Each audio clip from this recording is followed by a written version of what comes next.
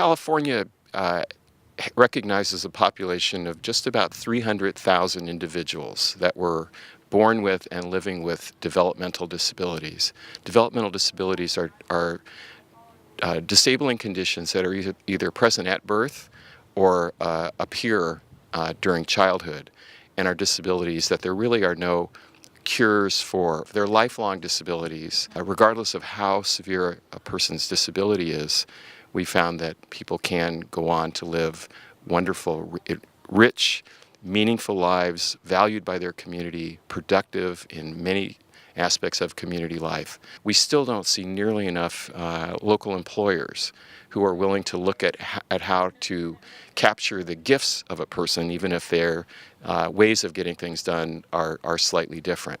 What we found is some people are gifted in the arts, some people are gifted with math, some people are gifted in statistics, some people are physically very capable and athletic.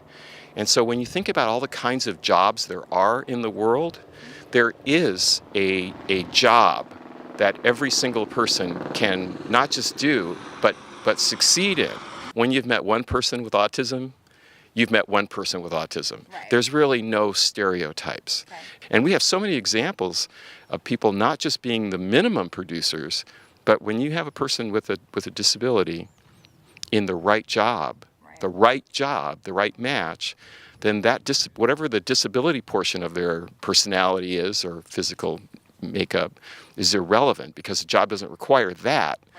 What it does require is what they're good at. And so you find superior performers. It's important for the public to know that the system is it's tenuous right now, and it's at great risk. You know, I mentioned that the state used to provide care through institutions, Right. and they no longer do.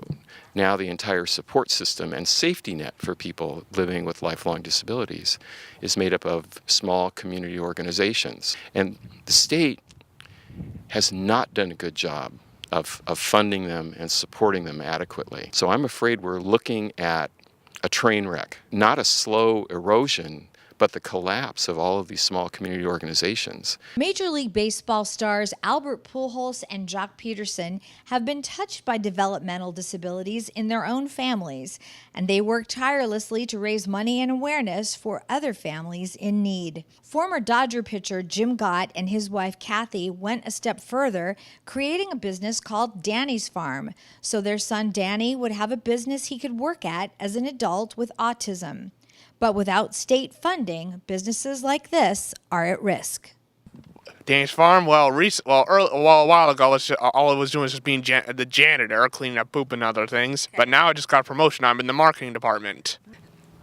Honestly, without these community organizations, I mean, talk about people with big hearts. I mean, we are so fortunate to be surrounded and have so many supports in place for Danny. And the thought that these places are going to close because we can't sustain that. They can't. We're already fundraising to make up shortfalls just to get through the day. Right. And so these reimbursement rates have to be addressed. This is not a political move. This is doing the right thing for our state, for our people, for our families, for my son. And we actually have a bill in the legislature right now called Assembly Bill 279.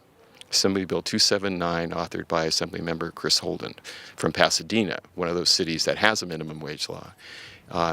So far, the administration is not supporting the bill. So what we need to do is we need to make sure that everybody that cares about people with disabilities, or cares about fairness, period, and the promise that we've made to folks with disabilities that they can be successful and we will help them be successful. We need everybody to know that they need to speak out. Contact the Senate Appropriations Committee and let them know that they support Assembly Bill 279. People that need to be taken care of need to be taken care of. Right. Very true. I'm one of those examples. I'm one of those examples. Without my staff, I don't even think I could survive. So I really do hope this bill gets passed. I'm counting on you guys.